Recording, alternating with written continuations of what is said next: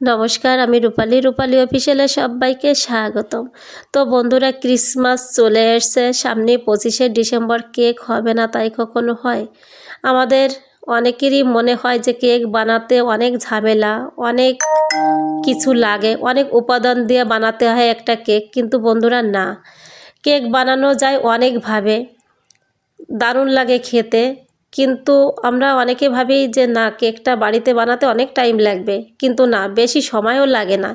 মাত্র আধা ঘন্টায় একটা কেক বানিয়ে নেওয়া যায়। উপকরণও বেশি কিছু লাগে না।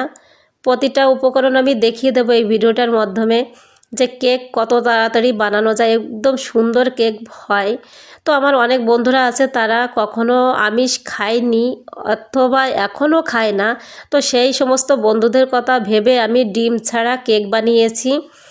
তো আমি একদম স্পঞ্জি কেক, দারুণ খেতে। আমি একটা কেক কেটেও দেখিয়ে দিয়েছি কতটা স্পঞ্জি, হাজারো জালিদার, খেতে তো দারুণ। বাজারের থেকে আনা কেক কিংবা দোকানের কোনো কেক বুঝতেই পারবে না যে কোনটা দোকানের কেক কোনটা বাড়ির কেক। এটা একদম বোঝাই যাবে না, এত সুন্দর একটা কেক এইভাবে বানিয়ে নেওয়া যায় বাড়িতেই।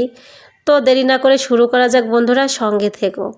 আমি এই কেকটা বানানোর জন্য নিয়েছি 100 গ্রাম ময়দা। আমি যে বাটিটা নিয়েছি ওই বাটিতে 100 গ্রাম করেই ধরেছে। তো 100 গ্রাম ময়দা, 100 গ্রাম চালের গুঁড়ি আর 100 গ্রাম চিড়েটা অপশনাল, তোমরা নিতেও পারো না পারো, কিন্তু আমি নিয়েছি কেকটার স্বাদ বাড়িয়ে দেওয়ার জন্য, যেহেতু ডিম পড়বে না সেই কারণে। আর এইখানে তোমরা দুধও ইউজ করতে পারো, কিন্তু আমি দুধটা নিইনি, আমি নিয়েছি টক দই। তো নিয়েছি 100 গ্রাম টক দই। আর ইস্ট নিয়েছি 4 চামচের 4 ভাগের 1 ভাগ। ইস্টও অপশনাল, তোমরা যদি ঘরে না থাকে তবে দিতে হবে না, কিন্তু আমার ঘরে ছিল তাই আমি দিয়েছি 4 চামচের 4 ভাগের 1 ভাগ। আর এইখানে দিয়েছি বেকিং সোডা অথবা খাওয়ার সোডাটা অবশ্যই দিতে হবে। খাওয়ার সোডাটা দিলে কী হবে, কেকটা অনেকটা ফুলবে, স্পঞ্জি হবে, দারুণ লাগবে খেতে, জালিদার হবে। তো আমি মিক্সার গ্রাইন্ডারে একটা পেস্ট সুন্দর করে বানিয়ে নিয়েছি। ব্যাটারটা সুন্দর বানাতে হবে, এইটা হচ্ছে কেকের মূলত কারণ। ব্যাটারটা যতটা ভালো হবে ততটা কেকটা ফুলবে। তো তোমরা মিক্সার গ্রাইন্ডারে চিনিটাও দিতে পারো, ঘুরিয়ে নিতে পারো, কিন্তু আমি মিক্সার গ্রাইন্ডারে চিনিটা দিইনি, কিন্তু লবণ দিয়েছি পরিমাণ মতো, স্বাদ অনুযায়ী লবণ দিতে হবে। আমি চিনিটা পরে দিয়েছি। চিনি নিয়েছি 100 গ্রাম আর নিয়েছি 100 গ্রাম সুজি আর চিনিটা দেওয়ার পরে আমি সুন্দর করে হুইসের সাহায্যে ফেটিয়ে নিলাম। ফেটানোটা কিন্তু মেইন। আমি মিক্সার গ্রাইন্ডারে ব্যাটারটা বানানোর পরেই হাত দিয়ে অনেক সময়ই ফেটিয়ে নিয়েছি, প্রায় 15 থেকে 20 মিনিট। এবার 2 থেকে আড়াই ঘন্টা আমি রেস্টে রেখে দিয়েছি সুন্দর করে ঢেকে। এবার এটা কিন্তু ফ্রিজে রাখা যাবে না, নর্মাল জায়গায় রাখতে হবে, ফ্রিজে ঠান্ডা করে নিলে হবে না, তাহলে ফুলবে না কিন্তু। এবার দেখো, আমি ব্যাটারটা আবার সুন্দর করে মিশিয়ে নেওয়ার পরে এবার চলে আসলাম কেক বানানোর কাছে। আমি কড়াইতে লবণ দিয়েছি। লবণটা এই কারণে দিই যে লবণ গরম হলে একটা তাপ উঠবে, সেই কারণে লবণটা দিই। লবণটা না দিয়েও তোমরা করতে পারো।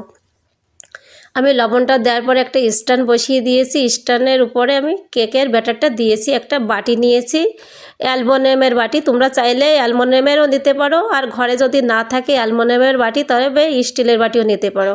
আমি 15 মিনিট ঢেকে রেখেছিলাম। সুন্দর করে ঢেকে দিতে হবে, হাওয়াটা যাতে পাস না হয়। তো 15 মিনিট পরে একটু দেখে নিলাম, দেখি কি এখনও হয়নি, কিন্তু নরম হয়েছে। এবার আমি উপর দিয়ে ছড়িয়ে দিচ্ছি টুটি ফুরুটি, কাজু, কিশমিশ গ্রেট করে নিয়েছি, 4টে চেরি ফল মাঝখানটায় কেটে সাজিয়ে নিয়েছি। আমি ডেকোরেশন করে নিয়েছি আমার পছন্দ অনুযায়ী, তোমরা তোমাদের পছন্দ অনুযায়ী নেবে, যে যতটা সুন্দর সাজাতে পারে। খাবার সুন্দর দিয়ে সাজাতে হবে, দেখতেও ভালো লাগবে, খেতেও দারুণ লাগবে। বাচ্চা থেকে বড় খুবই পছন্দ করবে এই খাবারটা, মানে এই কেকটা। এত সুন্দর সাজানোটাও দারুণ হবে। তো আমি 15 মিনিট পর আমি আবার ঢেকে দিলাম সুন্দর করে সব কিছু দেওয়ার পরে। তো আমার কেকটা বানানোর জন্য লাগছে পাক্কাপাক্কি 45 মিনিট। এবার আমি একটু দেখে নিই। দেখো, আমি উপর দিয়ে যে ফুরুটিগুলো দিয়েছি, যে সাজানোর যে কিশমিশ, কাজু, চেরি সবগুলো একটু ব্রাউন কালার হয়েছে। এটা কি হয়েছে, তাপে, কারণ লবণটা গরম ছিল আর উপরটা ঢাকনাটা দেখো ব্রাউন কালার হয়েছে। কেকটাও দারুণ হয়েছে। আমি একটা কাঠির সাহায্যে দেখে নিচ্ছি যে লেগে যায় কি না। একদম লাগছে না, পুরো পাক্কাপাক্কি 45 মিনিট আমার লেগেছে। দেখো এখন নামিয়ে নিলাম, কত দারুণ হয়েছে দেখতে। দেখো তোমরা অবশ্যই এইভাবে খাবে বন্ধুরা।